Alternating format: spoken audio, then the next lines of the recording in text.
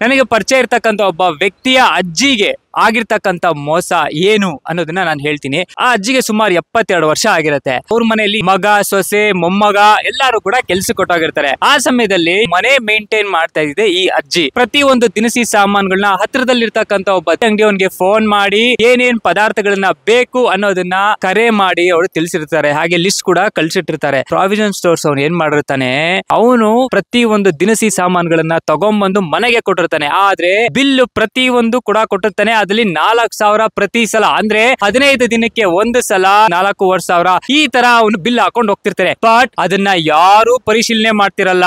ಯಾವ ಒಂದು ಪದಾರ್ಥಗಳ ಬೆಲೆ ಎಷ್ಟೆಷ್ಟು ಅಂತ ಅನ್ಬಿಟ್ಟು ಯಾರು ಕೂಡ ಲೆಕ್ಕ ಹಾಕ್ತಿರಲ್ಲ. ಟೋಟಲ್ ಅಮೌಂಟ್ ಅಂತ ಇರುತ್ತಲ್ಲ, ಟೋಟಲ್ ಅಮೌಂಟ್ ಮಾತ್ರ ಅವ್ರಿಗೆ ಕಳಿಸ್ತಿರ್ತಾರೆ. ಅಮೌಂಟ್ ನ ಅಂದ್ರೆ ಫೋನ್ ಪೇ ಆಗ್ಲಿ ಅಥವಾ ಹೋಗಿ ಅಮೌಂಟ್ ಕೂಡ ಕೊಟ್ಬಿಟ್ಟು ಬರ್ತಿರ್ತಾರೆ. 6 ತಿಂಗಳು 8 ತಿಂಗಳು ಇದೇ ತರಾನೇ ನಡ್ಕೊಂಡ್ ಬರ್ತಿರುತ್ತೆ. ಅದಾದ್ಮೇಲೆ ಒಂದು ದಿನ ಏನಾಗುತ್ತೆ, ನಮ್ಮ ಫ್ರೆಂಡ್ ಯಾರು ನಮ್ಗೆ ಈ ವಿಚಾರ ತಿಳಿಸಿರ್ತಾರೋ ಆ ವ್ಯಕ್ತಿ ಏನ್ ಮಾಡ್ತಾನೆ, ಒಂದ್ ದಿನ ಸುಮ್ನೆ ಹೀಗೆ ಆ ಒಂದು ಬಿಲ್ ಇರುತ್ತಲ್ಲ, ಏನೇನು ದಿನಸಿ ಸಾಮಾನುಗಳು ಆಗ್ಲಿ ಅಥವಾ ಮನೆಗೆ ಬೇಕಾಗಿರ್ತಕ್ಕಂಥ ಕೆಲವು ಐಟಮ್ಸ್ ಗಳು ಯಾವ್ದು ಅನ್ನೋದನ್ನ ಪ್ರತಿಯೊಂದು ಪರಿಶೀಲನೆ ಮಾಡಿ ನೋಡೋಣ ಏನೇನ್ ಬಂದಿದೆ, ಎಷ್ಟೆಷ್ಟು ಕಾಸ್ಟ್ ಆಗಿದೆ ಅನ್ಬಿಟ್ಟು ಸುಮ್ನೆ ಹಾಗೆ ಫ್ರೀ ಇರೋ ಟೈಮ್ ಅಲ್ಲಿ ಲೆಕ್ಕ ಹಾಕಿರ್ತಾರೆ. ಲೆಕ್ಕ ಹಾಕಿದ್ದಾಗ ಸುಮಾರು 2,500ದಿಂದ 2,500 ಅಪ್ರಾಕ್ಸಿಮೇಟ್ ದುಡ್ಡಾಗಿರುತ್ತೆ. ಯಾರೊಬ್ಬ ಪ್ರಾವಿಷನ್ ಸ್ಟೋರ್ಸ್ ಅವನ್ ಇದಾನಲ್ಲ, ಅವನೇನ್ ಮಾಡಿರ್ತಾನೆ ಆ ವ್ಯಕ್ತಿ ಓನರ್, ಇವ್ರಿಗೆ 4,000 ಇದೇ ತರನೇ ಎಕ್ಸ್ಟ್ರಾ ದುಡ್ಡು ಮಾಡ್ಕೊಂಡೇ ಹೋಗ್ತಿರ್ತಾನೆ.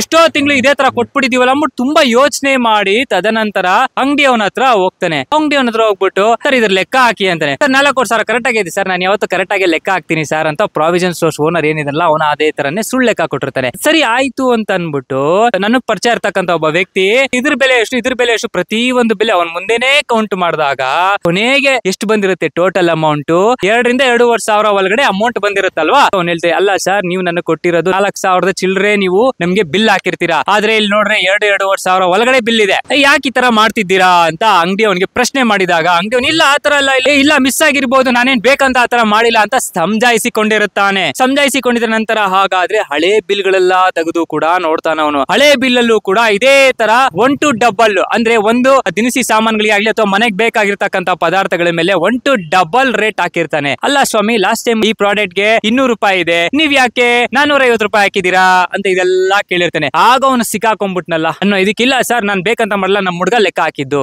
ನನಗ್ ಗೊತ್ತಿಲ್ಲ, ನಾನ್ ನೋಡಿಲ್ಲ, ನಾನ್ ಸುಮ್ನೆ ಹೌದೇನಪ್ಪ ಇಷ್ಟ ಆಗಿದ್ದೀನಪ್ಪ ಅಂತ ಹೇಳ್ದೆ, ಕೊಟ್ಬಿಟ್ಟು ಬರೋದೆಲ್ಲ ಅವನೇ. ಸೊ ಈ ತರ ಮಾರಿಸಿಕೊಂಡು ಒಬ್ಬ ಪ್ರಾವಿಷನ್ ಸ್ಟೋರ್ಸ್ ಅವನು ಈ ತರ ಮೋಸ ಮಾಡ್ದ ಅಂತ ಅನ್ಬಿಟ್ಟು ಪ್ರತಿಯೊಬ್ಬ ಪ್ರಾವಿಷನ್ ಸ್ಟೋರ್ಸ್ ಅವನು ಇದೇ ತರಾನೇ ಮೋಸ ಮಾಡ್ತಾನೆ ಅಂತ ಹೇಳ್ತಿಲ್ಲ, ಯಾರನ್ನು ಇಲ್ಲಿ ಟಾರ್ಗೆಟ್ ನಾವು ಮಾಡ್ತಿಲ್ಲ. ಹಾಗಾದ್ರೆ ಇಲ್ಲಿ ಎಚ್ಚರವಾಗಿರ್ಬೇಕಾದ್ರೆ ನಾವೇನು ಅಂತಂದ್ರೆ to take it for granted, ಅಂದ್ರೆ ಇವಾಗ ವಯಸ್ಸಾದವರು, ಅಜ್ಜಿಯರು, ತಾತಂದಿರು ಅಂಗಡಿಗೆ ಹೋದಾಗ ಅಥವಾ ಲೆಕ್ಕ ಕರೆಕ್ಟ್ ಆಗಿ ಹಾಕಕ್ ಬರ್ದೇ ಇರೋರು ಏನಾದ್ರು ಅಂತಹ ಪ್ರಾವಿಷನ್ ಸ್ಟೋರ್ಸ್ ಗಳಿಗೆ ಹೋದಾಗ ಇದೇ ತರನೇ ಮಾರುತ್ತಾರೆ.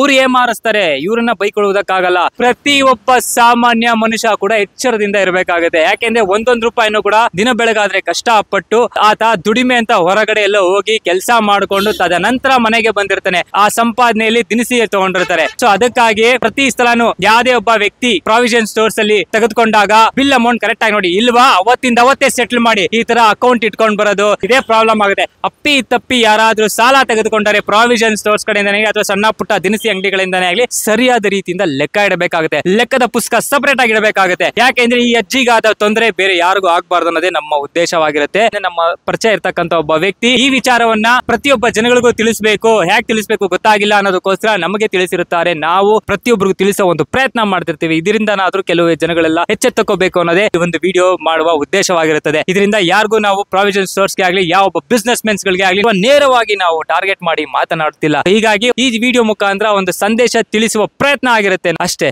ಮತ್ತೆ ನಿಮ್ ಮುಂದೆ ಬರ್ತೀನಿ. ಅಲ್ಲಿವರೆಗೂ